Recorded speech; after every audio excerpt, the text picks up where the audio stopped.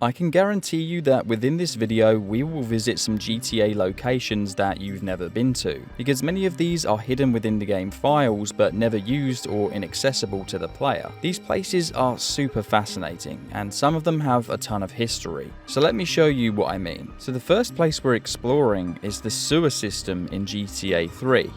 Now you may be thinking to yourself, there's a sewer system in GTA 3? Well, yes, this is in the game files, but in order to access it, you do require to enable them in the coding. So technically, this is probably one of the most unexplored locations GTA 3 has to offer because, well, you literally can't get there. But anyway, long story short, this place is really interesting. It has some sort of a wine cellar you can see in the background gameplay here. It's filled with barrels and shelves of wine. But then at the same time it's connected to a water system or a sewer. It then has multiple levels leading down and up above you, which we'll explore in a few moments, and they're accompanied by these weird railings with rope on them. So I decided to take an exploration down there, and it led me to another crossroads where I had to decide which way to go. And this sewer is riddled with strange pathways like this. But eventually, as you can see, I actually managed to encounter some NPCs down here. That's pretty creepy in my opinion. There's just a bunch of NPCs that are forever doomed to just be exploring this place, which I found really interesting. There's also a little bit of graffiti and some weird crates, but what really interested me was down here in the center section. We could see there's some industrial units down there and some power generators, so I decided to go down there and explore. So as you can see down here, for some reason, when we look up we can see a grate above us, which through there is probably Liberty City, but we don't actually know where on the map this was supposed to be located because it's hidden underground now in the game files. But it's kind of eerie. It's eerie in the sense that a lot of things don't really add up. For example, there's these weird blown up bits of wall that you can see here that look like they've been blown up with dynamite. There's the wine cellars, and there's these crates here of dynamite, which is really interesting as well.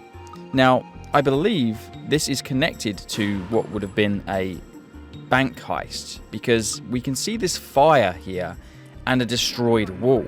And if we go through, it looks like we're inside of the Liberty City bank vault. This is really interesting because there's gold bars down here, safety deposit boxes, wads of cash on the table, but this location is never seen anywhere in game. It does make you wonder, what were Rockstar Games potentially planning to do with this map? Well, we actually know the answers to this. This is actually a multiplayer map that was going to be added to GTA 3 when the game initially released on PC.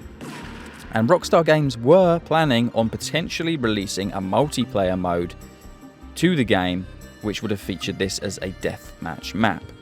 And what's also interesting is that Rockstar Games are based in Edinburgh, Scotland, and a lot of the architecture does remind me of that, if I'm being honest. So maybe that's some sort of inspiration they were going for while creating this location. But don't be fooled, this isn't the only GTA 3 location we're going to explore. So let's move on to number 2, because there's another map I want to show you guys, or another area. So here we are in our second GTA 3 location. You may recognize this, but some of you may not recognize this. This is the Ghost Town, which is only seen in the opening of the game, where Catalina and Claude rob the bank. Now this place is really eerie because there's vehicles here that you cannot enter. They're static, but they're on, they've got lights on. It's really kind of a liminal space here because there's all these buildings and it looks alive, especially with the vehicle headlights being on, but no one can be found here. So let's take a look at some of these shops that this place has to offer. You might notice that these storefronts look really, really detailed. More detailed than any other storefronts in the actual game, which I found kind of uncanny. Why is this ghost town of all places so detailed in terms of the storefronts that it has to offer? And these places almost look like they could be real shops that Rockstar Games maybe took photographs of while developing the game. And there's a lot of adult-themed shops. I mean, that birthday suit, that basically means naked, and you've got these weird adult-themed shops littered here. This place cannot be found in GTA 3 outside of the ghost town. We've got another ghost vehicle here that you cannot enter, as well as some bank vans. And unfortunately, we cannot go inside the bank. If we try to, it's just a 2D texture that blocks us from getting through. But what I find really interesting about this place is, why did Rockstar Games design this entire location for the opening cutscene and it not to be actually in the game world? It's really bizarre, and I'm not sure why. But my only theory is that Rockstar Games added this late into development. Anyway, this is what I really want to show you guys. This alleyway, the famous alleyway where Claude is betrayed by Catalina. Look at that. You've even got a chimney there with some smoke effects coming out of it, steam effects. And this is really, really well detailed back here, but I'll show you a bit more in a second. I don't know, it's kind of eerie. You've got a few signs. The detail here is really good. All the boxes and signs are all detailed, and that surprised me, because for something you only see on screen for like 5 seconds, this place is more detailed than anywhere you can find in the actual world that you're allowed to explore in GTA 3. And this over here, you can see there's a CCTV camera up on the wall, graffiti. Now, if all alleyways in the game were this detailed, then that would be crazy. This is the door that Claude bursts out of while he's chasing Catalina. And we can actually go through this door, and it leads to a white room. But wait, guys, look at this. Let's go through here. Do you recognize it? This is, I guess, the original version of the bank vault that we were just in from the sewer map. So this one isn't textured. There's no gold texturing. There's no textures on the walls. It's just a white room. And it's crazy to think that this room exists in the game files and was there, but we never got to see it, apart from in this video. Now we're exploring it. That's crazy. I guess maybe Rockstar Games were planning to add a bit more to the opening cutscene. Would it have been Claude and Catalina loading up gold bars? I don't know. It's left open to interpretation. But what I will say is this place is really creepy. It's like a liminal space. You've got all these windows and buildings overlooking this place, but nobody's home. And all of these objects are fully interactive. You know, they have collision on them. So yeah, it's really creepy. Let's move on to GTA Vice City though. So the first location I want to show you guys in Vice City is the Greasy Chopper. Now, usually you cannot get inside of this place because it's part of a cutscene for Mitch Baker, the biker bloke, whatever. But if you do get in here, which you can do again with glitches or mods, you can find some really interesting signage dotted all over this place, and some really, really eerie and cool things that are hidden that I want to show you guys. So first of all, you can see here, we've got some license plates that actually have real-life American states written on them, and some pretty naughty adult magazines. I don't think Rockstar was supposed to leave those in, because that's definitely a copyright issue right there. If anyone can actually find the real version of that, then let me know on Twitter or something. You can follow me on Twitter down in the description below. But look at these photographs here on the wall. These look like maybe people that worked on the game. And I found that really interesting. There's loads of photographs of what look like real people from the real world, but we have no idea who they actually are. And my suspicion is that these people are people that worked on the game. Now, this is one of my favourite parts about this place, is the motorcycle here. And here's a close-up view of some of the photographs. That's obviously just a stock photograph there, but some of the other signs hidden around this place are really interesting. You've got some really funny ones that you would never see these if you hadn't have looked close up. Just goes to show how much detail Rockstar Games put into their worlds. And this here is the only example of a pool table you can find in Vice City. And it wouldn't be until GTA San Andreas that we could actually play pool, so it's a shame that that wasn't a feature in Vice City. You've also got some pinball machines here. And I don't know, I find this place to be very well detailed and extremely interesting to explore. I'm just showing you some more examples of some of the things I found on the walls and some of the signs, because there's a lot to be discovered here, including this stage where people can perform music. There's posters all over the place, and if you look close enough, you can find a lot of rude words, like you can see there, written on the wall. And these are things that you'd never see if you didn't go looking for them. This is Sonny Forelli's office from the very opening of the game. Now, what's interesting about this in particular is that, believe it or not, the interior of this cutscene that you're seeing right here is actually located inside Ocean View Hotel, which I found absolutely crazy. So upon exploring it, the game only renders the interior if you're in the cutscene. Now, there's not as much to look at here, but what you will notice is that there are some pretty peculiar and interesting photographs on the wall. More particular, there is pictures of Elvis as well, which is pretty cool attention to detail.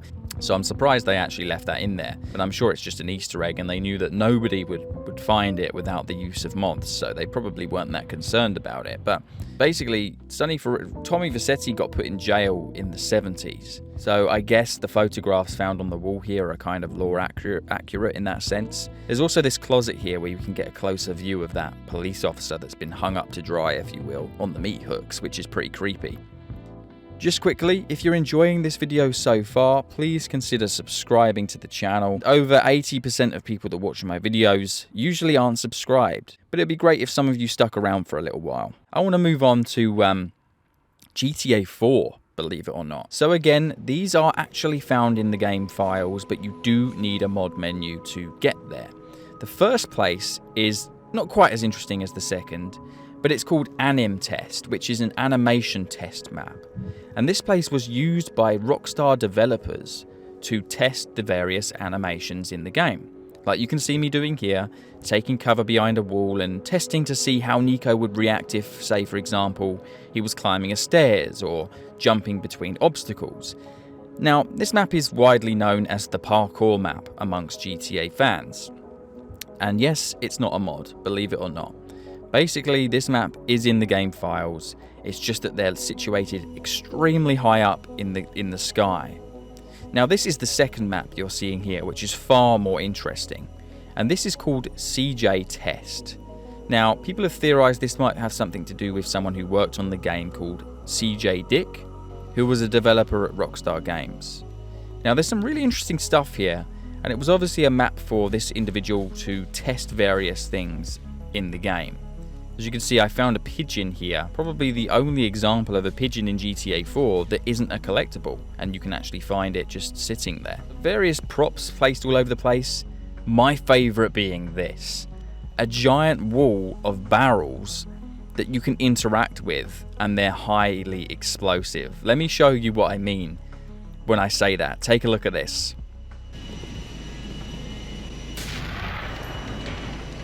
I mean, it just explodes into 1,000 pieces, and I had a lot of fun with this.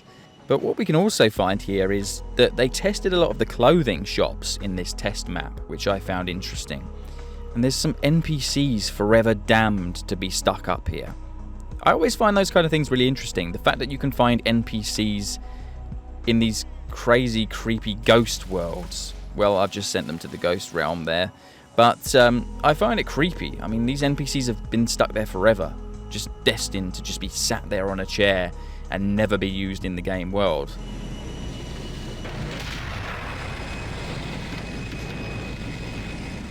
But as you can see, they obviously tested a few various mission locations in this place as well. You might recognize this place as the China shop that Nico throws a brick through the window of, which I found kind of fascinating.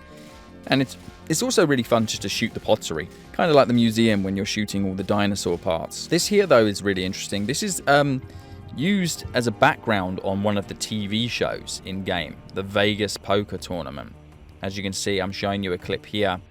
It's found on the in-game TV shows in GTA 4, where you can watch a parody of a poker tournament. It's kind of funny, obviously, being Rockstar Games. So it's really cool that that was found up here in this skybox. They probably filmed all of these in-game TV shows up here, just like this one, The Men's Room. And The Men's Room is another TV show you can find on the TV in GTA 4, which is very comedic and funny, and it's a huge parody. But yeah, it's pretty evident they probably filmed all the TV shows here in this test map. I find that really fascinating, and I'm sure some of you out there do as well. So yeah, you can find a lot of really cool stuff up here. But I don't know, I just find this kind of fascinating. So yeah, this was the GTA 4 test maps that I found really fascinating, but I think we should move on now to GTA San Andreas, because there's a few maps on GTA San Andreas that I want to show you guys. So here we are at our first location in GTA San Andreas. Honestly, I don't really know what to say about this place. I guess this would have been some kind of strip club in the game, but it's got all these weird animal skin rugs on the floor, animal head ornaments, interesting furniture, and each room can be entered, and there's a huge variety of interesting furniture that can be found here. Things like rocking horses, rooms that are designed on Japanese culture. There's this computer screen here that's really interesting, which has like 3D graphic design on it or something. It looks like a screenshot of one of the Rockstar devs developing something, and they decided to put it on the screen as an Easter egg maybe. But yeah, not a lot can be really said about this place, but I thought it was interesting as an honourable mention before we move on to our next locations. But there are a few locations like this dotted throughout the game, one of which is this location here, which CJ can take one of his girlfriends to on a date, but that's the only time it's seen in game. But what makes this place really eerie is that if you teleport to this place, you can hear the background noises of people eating and a busy restaurant, but there's nobody to be found, which I found really creepy.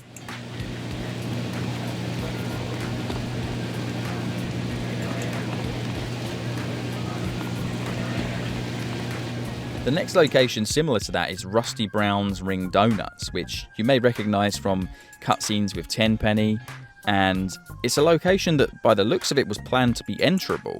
There's actually a fire extinguisher pickup that can be found behind the counter in here, and there's NPCs walking around. But upon exiting the place, it just basically loops you back round to entering the place again, so it's kind of freaky in my opinion. But yeah, another location that was likely supposed to be enterable, but for whatever reason, Rockstar Games made it that you couldn't. Perhaps it was going to be a place that you could order donuts and get food, I don't know. So yeah, there's a few other restaurants for honourable mentions, but the place I really want to focus on in this video is actually this really creepy warehouse you can see here. Now, this is found within the game files, and it goes completely unused in-game. But if you had the mod menus or the tools to access it, or a jetpack that you can access the blue hell with, which is a glitch you can do where you can essentially fly out of the universe of San Andreas, I guess you could say, and find all of these interiors without the use of mods. So technically, yes, you can access this without mods, so it is in the game. It's an extremely unexplored location. And I don't know, I find this place really creepy. First of all, I just want to point out the floor is extremely shiny. But yeah, I don't know whether this was going to be a showroom or whether it was intended to be part of a mission that got cut from the game. Exploring this place on your own is pretty creepy. Personally, it gave me vibes like I was being watched. Pretty unsettling. But yeah. Anyway, let's talk about a location that's actually in-game now. Now, some of you may call me boring for focusing on this place, but this is going to be the parking lot and the building for Camelot. I don't know what that means, but anyway, this place looks like Disneyland or something. So you've probably seen this big castle-looking place in Las Venturas. How many of you have actually gone inside the place? Now, some of you are probably going to be in the comments section saying, I've explored this place, blah, blah, blah, because, you know, there's you have to collect one of the collectibles from here, which is true. But anyway, Camelot, that's a pretty adult-themed title, if I say so myself. It's poking fun of, early century English medieval history, most likely there, which is kind of funny. It looks like the castle or something that you'd see in Shrek. Does anyone agree with me? Please say someone agrees with me that this reminds them of Shrek. You know that scene where Donkey and Shrek are fighting people in the ring of the castle? But anyway, how many of people would have actually come up here and explored this place? Probably not that many. It's kind of eerie, but I will admit it's also kind of boring. But when I was seeking for locations that players probably never have explored, this definitely crossed my mind as one of the places that players probably didn't really pay much attention to. But that being said, a few of you probably have actually explored around this place. I guess this is some sort of hotel or something, or maybe a casino which has entertainment of jousting, I guess. But yeah, anyway, I thought it was worth a mention.